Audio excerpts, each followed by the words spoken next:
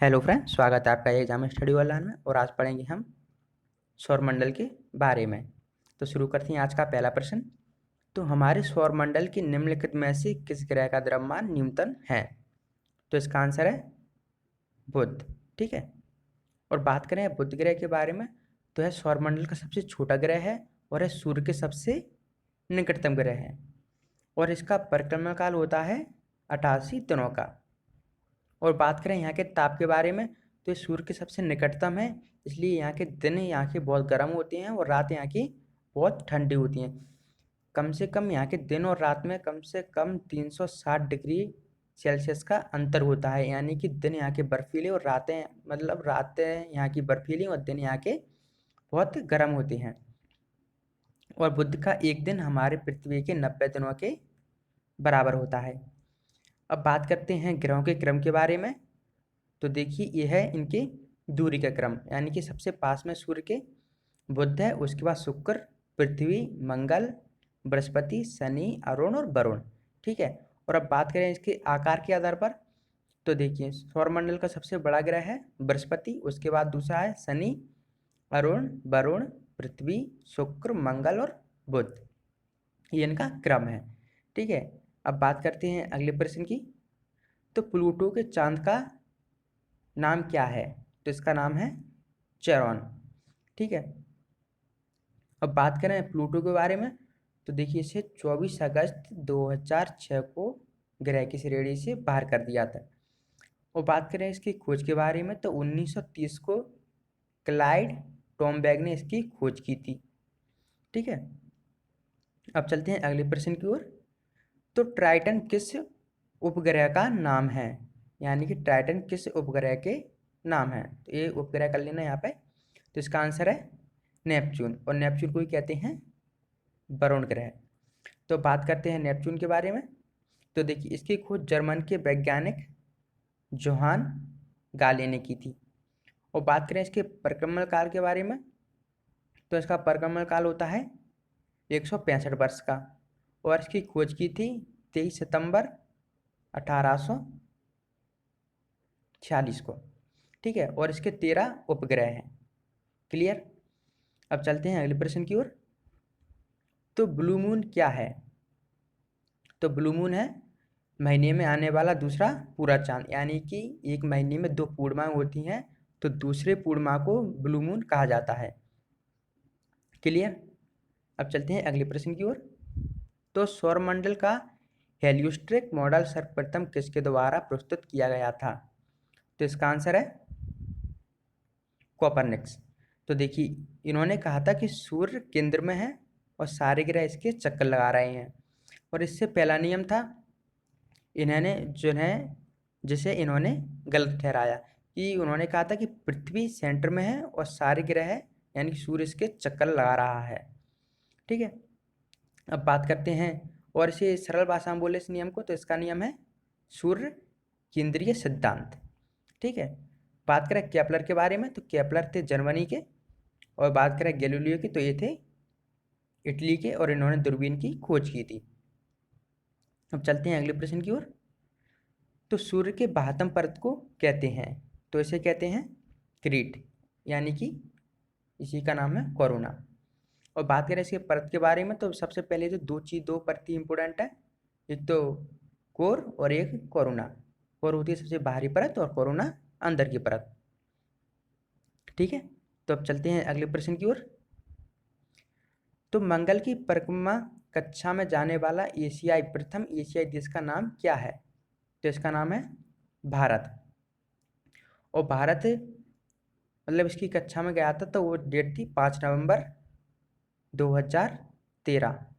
और यह PSLV C-25 के द्वारा यहाँ पे उपग्रह को भेजा गया था। और यह लॉन्च हुआ था सतीश धवन अंतरिक्ष केंद्र हरिकोटा से। और इस मिशन का नाम था मॉम, यानी कि मार्स ऑर्बिटर मिशन। क्लियर। अब बात करते हैं अगले प्रश्न की ओर। तो निम्नलिखित में से कौन से ग्रह के सार्वधिक उपग्रह हैं? तो इसका आंसर हो जाएगा बृहस्पति, जो कि सौरमंडल का सबसे बड़ा ग्रह है और इसका परिक्रमण काल 11.9 वर्ष होता है।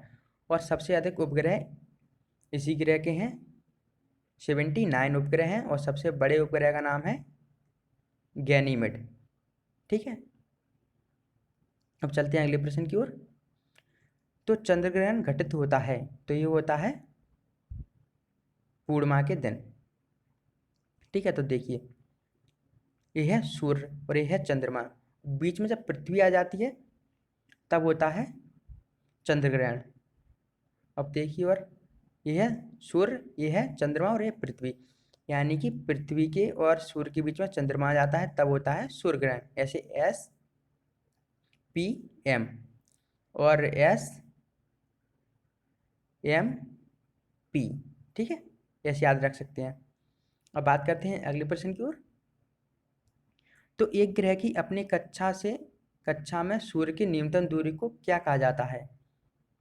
तो इसे कहा जाता है न्यूनतम दूरी को उपसौर, यानी कि सूर्य के सबसे निकटतम ग्रह होता है, जो मतलब सूर्य के सबसे निकटतम पृथ्वी होती है तब इसे कहा जाता है उपसौर, और दूर होती है तब इसे कहा जाता है अपसौर। और ये 3 जनवरी को सबसे निकटतम होती है और 4 जुलाई को सबसे दूर होती है। ठीक है, अब बात करते हैं अगले प्रश्न की। तो सी ऑफ ट्रैंक्विलिटी कहाँ पर है? तो यह है चंद्रमा पर। ठीक है, और चंद्रमा का परिक्रमण काल के बारे में देखें तो इसका परिक्रमण काल 27 दिन 7 घंटे और 43 मिनट है। और चंद्रमा पर वायुमंडल नहीं है और पृथ्वी का चंद्रमा है, मतलब पृथ्वी का उपग्रह भी कह सकते हैं। तो बात करते हैं अगले प्रश्न की। तो कौन सा ग्रह हरे रंग को उत्सर्जित करता है? तो इसका आंसर हो जाएगा वरुण, और वरुण के बारे में हम देख चुके हैं। अब बात करते हैं अगले प्रश्न की। तो निम्नलिखित में से किस ग्रह के चारों ओर स्पष्ट वलय हैं? तो इसका आंसर है शनि, यानी कि ये शनि ग्रह है, इसके चारों ओर ऐसे ऐसे थोड़े थोड़े वलय हैं और एक गुरुत्वाकर्षण के कारण चक्कर लगाते रहते हैं, और इन बलों की संख्या है 7। एग्जाम में पूछ लिया जाता है शनि के चारों ओर वलय हैं उनकी संख्या कितनी है, तो उनकी है 7। और इसके 62 उपग्रह हैं और इसे पीला ग्रह भी कहा जाता है। ठीक है, अब बात करते हैं अगले प्रश्न की ओर।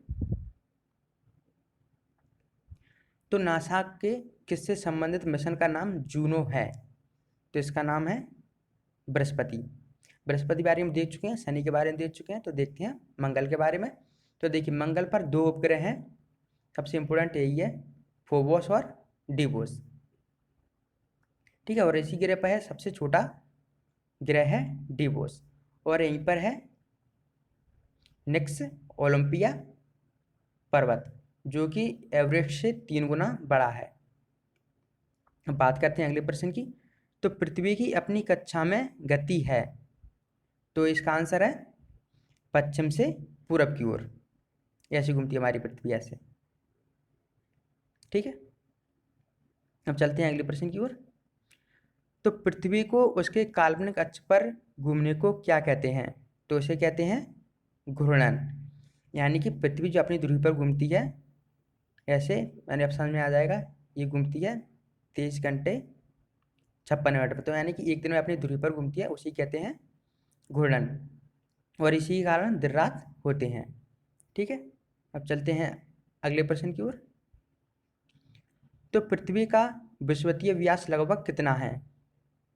तो ये है 12,750 किलोमीटर, यानी कि ये पृथ्वी है और इसका ये व्यास है, यही है 12,750। ठीक है, अब बात करते हैं अगले प्रश्न की।